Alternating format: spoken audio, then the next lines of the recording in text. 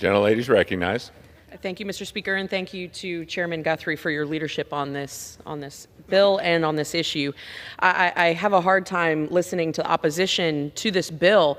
Our colleagues on the other side of the aisle for the last 4 years have continuously voted against the Halt Fentanyl Act, have stood in opposition to any effort to curb the opioid crisis in this country, which up until recently was killing 100,000 people every single year.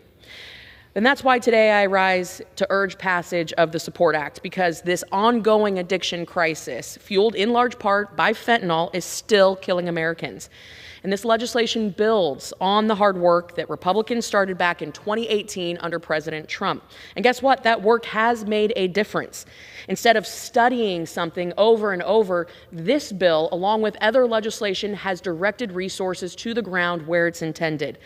Overdose deaths have dropped by nearly 30,000 last year, and that's not just a number, that's moms, dads, sons, daughters who are still with us today as a result of Congress stepping up.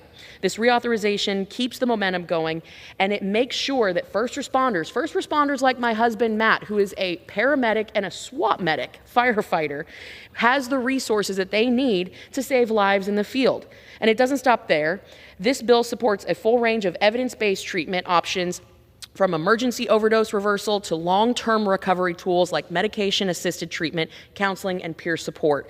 The SUPPORT Act has the backing of more than 160 different organizations dedicated to substance abuse disorder treatment and recovery, and it expands care for pregnant and postpartum women, strengthens prescription drug monitoring, and helps individuals in recovery re-enter the workforce and rebuild their lives.